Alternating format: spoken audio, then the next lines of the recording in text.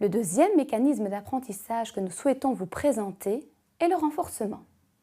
Celui-ci fait partie d'un autre type de conditionnement qui est le conditionnement opérant, développé par Skinner. Selon ce chercheur, les conséquences d'un comportement exercent un effet puissant sur la probabilité de réapparition de celui-ci.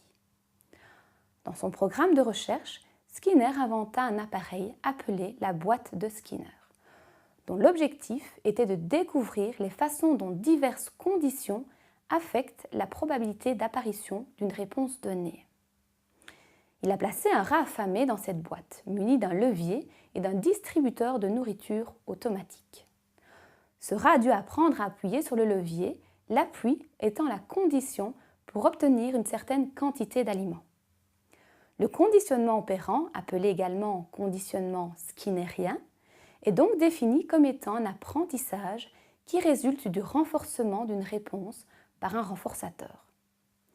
Au cours de cet apprentissage, la probabilité de la réponse opérante va être modifiée par sa conséquence, c'est-à-dire l'apparition ou non du renforçateur. Dans le conditionnement opérant, une relation entre une réponse et un stimulus est apprise, tandis que dans le conditionnement classique, qui est le premier type d'apprentissage dont on a parlé, il s'agit d'une relation entre deux stimuli. Il existe de nombreux exemples dans la vie de tous les jours où l'apprentissage opérant influence nos comportements. Prenons l'acquisition du langage chez l'enfant. Dans un premier temps, l'enfant gazouille et commence à émettre des sons divers. Les parents auront tendance à renforcer les sons ayant un sens, tels que papa ou maman. Par la suite, l'enfant aura tendance à reproduire les sons renforcés et moins ceux qui ne le sont pas. De cette manière, l'enfant développe son langage.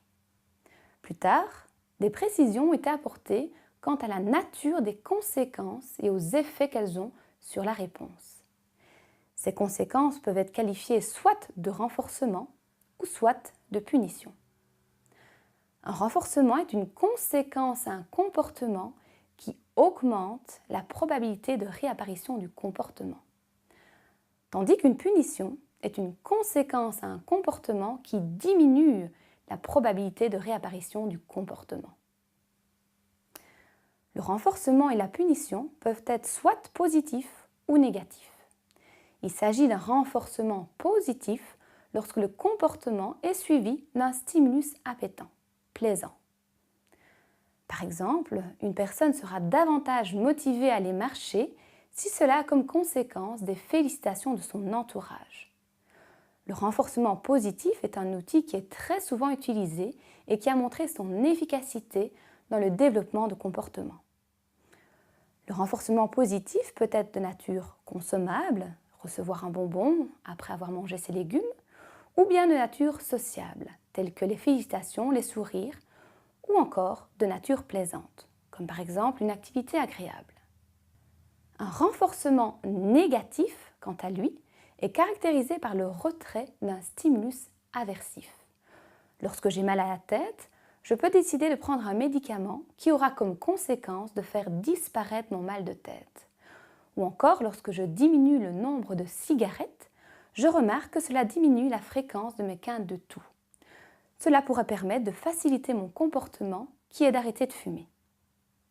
Nous vous rappelons que tant le renforcement positif que négatif augmente la probabilité de réapparition du comportement. Passons maintenant à la punition. Lorsqu'un comportement est suivi d'un stimulus aversif, il s'agit d'une punition positive. Par exemple, un adulte sera moins susceptible de retourner faire un test de dépistage s'il a trouvé le dernier douloureux. Ou encore, une personne aura tendance à faire davantage attention à sa prise de sucre si, à plusieurs reprises, un surplus de sucre a entraîné une crise de foie. Une punition négative est caractérisée par le retrait d'un stimulus appétant, plaisant. Prenons l'exemple du remboursement chez le dentiste qui est obtenu si on y va au minimum une fois par année. Une personne verra ne plus oublier de prendre rendez-vous chez le dentiste s'il n'a pas pu obtenir son remboursement parce qu'il n'a pas été au moins une fois pendant une année. Dans ces deux cas, la conséquence entraîne la diminution de la probabilité de réapparition du comportement. vous.